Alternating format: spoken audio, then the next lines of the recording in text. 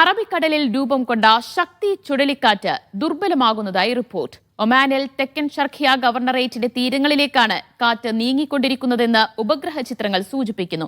എന്നാൽ ചൊവ്വാഴ്ച വരെ ഒമാന്റെ തീരപ്രദേശങ്ങളിൽ മഴയ്ക്കുള്ള സാധ്യതയുണ്ടെന്ന് മുന്നറിയിപ്പുണ്ട്. അടുത്ത മണിക്കൂറിൽ കാറ്റ് ക്രമേണ ദുർബലമാകുമെന്നാണ് national multi hazards early warning centre അറിയിച്ചത്. തിങ്കളാഴ്ച രാവിലെയോടെ ചുഴലിക്കാറ്റ് കിഴക്കോട്ട് തിരിഞ്ഞ് മധ്യ അറേബ്യൻ കടലിലേക്കും ഒമാന്റെ തീരത്ത് നിന്ന് അകന്നു പോകുമെന്നുമാണ് പ്രവചനം. കാറ്റിന്റെ കേന്ദ്രം ഒമാന്റെ തീരപ്രദേശത്ത് നിന്ന് 100 മുതൽ 200 കിലോമീറ്റർ വരെ അടുത്തെത്തുമെന്നും തുടർന്ന് ദിശ മാറുമെന്നും മുന്നറിയിപ്പ് ബുള്ളറ്റിനിൽ പറയുന്നു.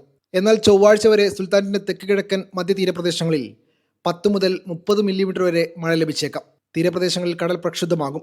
2 മുതൽ 4 മീറ്റർ വരെ തിരമാലകളും ഉയർന്നേക്കാം. ഇത് താഴ്ന്ന തീരദേശ മേഖലകളിലേക്ക് വെള്ളം കയറാൻ ഇടയാക്കുമെന്നും അധികൃതർ മുന്നറിയിപ്പ് നൽകുന്നുണ്ട്. തെക്കൻ ഷർക്കിയ അൽവസ്ത ഗവർണറുകളുടെ തീരങ്ങളെയാണ് ഇത് കൂടുതലായി ബാധിക്കുകയെന്നും മുന്നറിയിപ്പുണ്ട്. അസ്ഥിരമായ കാലാവസ്ഥയും ഉയർന്ന കടൽ തിരമാലകളും തുടരുന്നതിനാൽ ഒമാനിലുടനീളമുള്ള നാവികർ ഇനിയൊരു അറിയിപ്പുണ്ടാകുന്നവരെ കടലിൽ പോകുന്നത് ഒഴിവാക്കണമെന്നും നിർദ്ദേശിച്ചിട്ടുണ്ട്.